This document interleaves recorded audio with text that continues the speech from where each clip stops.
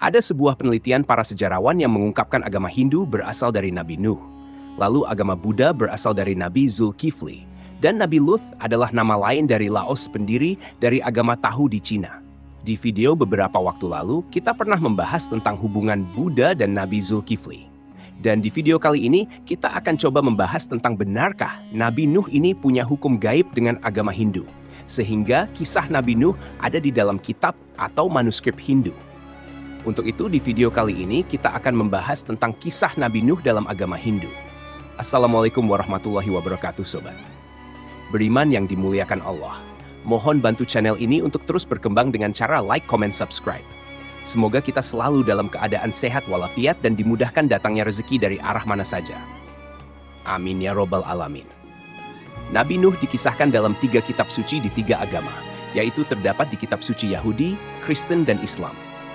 Ketiga agama ini biasa disebut dengan agama Abraha atau agama Samawi. Nabi Nuh adalah nabi yang terkenal dengan banjir besarnya. Dalam agama Hindu, Nabi Nuh ini terkenal dengan sebutan Manukna. Manu sendiri bagi umat Hindu adalah leluhur dari umat manusia dan merupakan raja pertama di dunia yang juga menyelamatkan manusia dari banjir besar, seperti halnya kisah Nabi Nuh yang ada dalam Islam. Anak cucu dari Manu ini disebut dengan Manawa, sehingga kata manusia dalam bahasa Sanskerta disebut dengan Manawa. Jadi artinya manusia adalah anak keturunan dari Manuk. Kisah singkat Manu yang ada di Hindu seperti ini, teman-teman. Saat Manu sedang di sungai, tiba-tiba ada seekor ikan yang datang dan memohon kepada Manu untuk diselamatkan. Kemudian Manu memasukkan ikan itu ke dalam sebuah bejana atau wadah. Namun ikan itu malah membesar sehingga wadahnya tak mampu menampungnya. Akhirnya Manu memindahkan ke sebuah tong, namun kejadian yang sama terulang kembali. Ikan itu membesar lagi dan tong itu pun tak mampu menampungnya. Hingga akhirnya ikan itu dipindahkan ke samudra dan Manu baru menyadari kalau ikan itu bukanlah ikan biasa.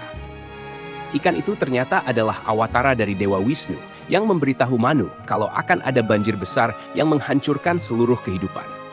Akhirnya Manu membuat sebuah perahu dengan membawa sejumlah benih kehidupan. Wisnu adalah salah satu dewa yang ada dalam agama Hindu yang bertugas sebagai pemelihara dan pelindung alam semesta. Wisnu juga merupakan roh tertinggi dalam Purana atau kisah zaman kuno. Wisnu ini juga disebutkan bersifat gaib dan berada di mana-mana yang kemudian dibuatlah simbol-simbol atau atribut tertentu yang dipilih sesuai dengan karakternya dan diwujudkan dalam bentuk lukisan, pahatan, dan arca supaya orang-orang muda melakukan penghayatan terhadap sosok Wisnu ini. Wisnu sering beravatar antara lain menjadi ikan atau Matsya, Rama, Krishna, Buddha, dan Kalki. Di agama Kristen, kisah Nuh atau Manu bisa ditemukan dalam kitab Kejadian 6 dan 7. Dalam kitab Kejadian 6 disebutkan, "Berfirmanlah Allah kepada Nuh, Aku telah memutuskan mengakhiri hidup seluruh makhluk sebab bumi telah penuh dengan kekerasan oleh mereka. Jadi aku akan memusnahkan mereka bersama-sama dengan bumi. Buatlah bagimu sebuah bahtera dari kayu gofir. Bahtera itu harus kau buat berpetak-petak dan harus kau tutup dengan pakal dari luar dan dari dalam. Sebab sesungguhnya, aku akan mendatangkan air bah untuk meliputi bumi untuk memusnahkan segala yang hidup dan bernyawa di kolong langit. Segala yang ada di bumi akan mati binasa. Tetapi dengan engkau aku akan mengadakan perjanjianku dan engkau akan masuk ke dalam bahtera itu. Engkau bersama dengan anak-anakmu dan istrimu dan istri anak-anakmu." Jika di Islam, kisah Nuh atau Manuk bisa dibaca di Al-Quran surat Al-Muminun dan surat Asy-Syu'ara. Nuh berdoa, "Ya Tuhanku, tolonglah aku karena mereka mendustakan aku." Lalu kami mewahyukan kepadanya, "Buatlah bahtera di bawah penilikan dan petunjuk kami. Maka apabila perintah kami telah datang dan tanur telah memancarkan air, maka masukkanlah ke dalam bahtera itu sepasang dari tiap-tiap jenis dan juga keluargamu. Kecuali orang yang telah lebih dahulu ditetapkan akan ditimpa azab di antara mereka. Dan janganlah kamu bicara dengan aku tentang orang-orang yang zalim. Karena sesungguhnya mereka itu akan ditenggelamkan." Al-Quran Surat Al-Muminun ayat 26-27. Nuh berkata, "Ya Tuhanku, sesungguhnya kaumku telah mendustakan aku. Maka itu adakanlah suatu keputusan antara aku dan antara mereka, dan selamatkanlah aku dan orang-orang yang mukmin besertaku." Al-Quran Surat Asy-Syu'ara ayat 117-118. Maka kami selamatkan Nuh dan orang-orang yang beserta di dalam kapal yang penuh muatan. Kemudian sesudah itu kami tenggelamkan orang-orang yang tinggal. Al-Quran Surat Asy-Syu'ara ayat 119 sampai 120. Di dalam pemahaman agama Hindu, dari Manu atau dalam bahasa kitanya Nuh ini, lahir banyak keturunan dari semua ras dan disebut dengan Manavas atau Manawas. Manu atau Nuh ini katanya memiliki beberapa anak. Ada yang menyebutnya punya sampai 10 anak. Di antaranya anak itu bernama Wana, Ishaku, Ila, dan Ksatrias. Dan jika di Bible, Nuh hanya disebutkan punya 3 anak, Sam, Ham, dan Yafet. Menurut International Standard Bible Encyclopedia, keturunan Sam menghasilkan bangsa Israel, keturunan Ham menghasilkan bangsa Mesir, Kanaan, dan Arab. Keturunannya sebagai nabi juga memiliki hukum yang oleh umat Hindu disebut dengan Manusmriti atau Law of Manu. Dalam Atharva Veda, Book 20 Him 127 ayat 1-13 dikatakan di sana bahwa tentangkan datangnya Nabi Muhammad Shallallahu Alaihi Wasallam.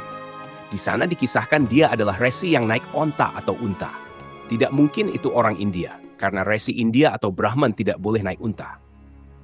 Kemudian berdasarkan Subscribe Book of the East, volume 25, menurut manusia, seperti dikatakan di sana bahwa seorang Brahman dilarang menaiki unta atau keledai. Ini tambahan sedikit. Ternyata cerita tentang Nabi Nuh dan banjir terdapat juga di dalam cerita dari Yunani kuno. Dikisahkan Prometheus menasihati anaknya Deucalion agar membuat sebuah peti. Tujuannya sebagai tempat berlindung karena akan ada banjir yang akan terjadi. Usut punya usut, bencana yang dimaksud adalah sebuah hujan yang berhari-hari dan banjir bandang yang kemudian menyusulnya. Banyak orang yang mati karena peristiwa itu, kecuali mereka yang berlindung ke gunung-gunung yang tinggi. Meskipun Deucalion tidak berlindung di tempat tinggi, namun dirinya selamat berkat peti yang telah dia buat. Setelah terombang-ambing selama berhari-hari, maka selamatlah dia dari banjir besar yang menghancurkan banyak kehidupan di bumi waktu itu. Salah satu suku yang ada di Indonesia, yaitu Batak, rupanya juga memiliki kisah mengenai bencana air bah. Kisah ini berhubungan dengan Naga Padoha, seekor ular raksasa yang dipercaya orang Batak zaman dahulu sebagai makhluk yang memikul bumi. Pada suatu hari, ular tersebut merasa lelah akan bebannya dan kemudian melemparkan bumi yang barat ke lautan. Lalu Batara Guru ingin menyelamatkan anak perempuannya dengan mengirimkan gunung ke lautan dan seluruh manusia. Setelah kejadian itu, bumi akhirnya diletakkan di bagian kepala sang ular raksasa agar kejadian serupa tidak terjadi kembali. Sebenarnya ada banyak kisah-kisah kuno dari beberapa daerah dan negara yang bercerita tentang banjir besar itu. Dan secara benang merah, cerita semua itu memiliki kesamaan. Hal ini membuktikan kalau peristiwa banjir bandang maha dahsyat itu memang benar terjadi pada masa lalu. Wallahu alam bisawab. Jadi itulah kisah Nabi Nuh dalam agama Hindu. Semoga kisah ini bermanfaat. Lebih dan kurangnya mohon dimaafkan.